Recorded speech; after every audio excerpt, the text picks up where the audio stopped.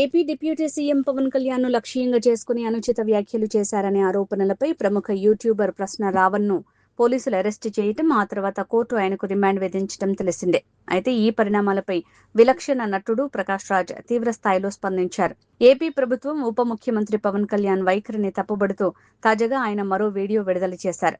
ప్రకాష్ రాజ్ తీవ్ర ఆగ్రహం. ప్రకాష్ రాజ్ ఈ రిమాండ్ విధింపు, పోలీసుల తీరుపై సోషల్ మీడియా వేదికగా తీవ్రంగా మండిపడ్డారు. న్యాయస్థానాలు ఒక కేసులో బెయిల్ మంజూరు చేస్తున్నప్పటికీ ఏపీ పోలీసులు ఏమాత్రం వెనక్కి తగ్గకుండా కక్ష సాధింపు ధోరణితో ప్రవర్తిస్తున్నారని ఆయన ఆరోపించారు.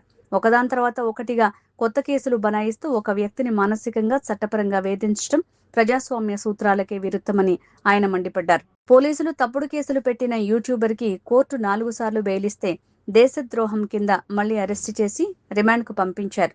యువరాజుని ప్రశ్నిస్తే దేశద్రోహం కేసా? ఇది ప్రభుత్వాన్ని ప్రశ్నిస్తున్న గొంతుల్ని నొక్కడానికి చేస్తున్న కుట్ర అని అందరికీ అర్థమైంది. నెక్స్ట్ ఏంటి? క్యారెక్టర్ అసోసియేషనేనా? ఆల్రెడీ జన సైనికులు ఏఐ వీడియోలతో స్టార్ట్ చేశారు. రావణ్ ఫోన్ పోలీసుల దగ్గరే ఉంది. దానిలోని పర్సనల్ డేటాని లీక్ చేసి ఆ విధంగా ఆయన్ని ఇబ్బంది పెడుతూ ఆయనకు అండగా నిలిచిన వాళ్ళని కూడా వేధిస్తున్నారు కదా. ప్రజలు అన్ని గమనిస్తూనే ఉంటారు. ప్రొఫెసర్ నాగేశ్వర్తో మీ ఆట మొదలైంది.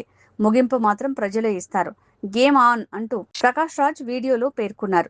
యూట్యూబర్ ప్రశ్న రావణ్ అరెస్టు కావటం, దానికి మద్దతుగా ప్రకాష్ రాజ్ రంగంలోకి దిగడంతో నెటిజన్లు 2 వర్గాలుగా విడిపోయి పెద్ద యుద్ధమే చేస్తున్నారు. భావ ప్రకటన స్వేచ్ఛను అణిచివేస్తున్నారంటూ ఒక వర్గం విమర్శిస్తుండగా, భావ ప్రకటన స్వేచ్ఛ పేరుతో వ్యక్తిగత దూషణలు, అనుచిత వ్యాఖ్యలు చేయటం చట్టరీత్యా నేరమని, అందుకే చట్టం తన పని తాను చేసుకుపోతోందని జనసేన, కూటమి మద్దతుదారులు కౌంటర్లు ఇస్తున్నారు. మొత్తానికి ప్రశ్న రావణ్ జైలు శిక్ష వ్యవహారం కంటే కూడా దానిపై ప్రకాష్ రాజ్ స్పందించిన తీరే ఇప్పుడు ఏపీ రాజకీయాల్లో పెను సంచలనంగా మారింది.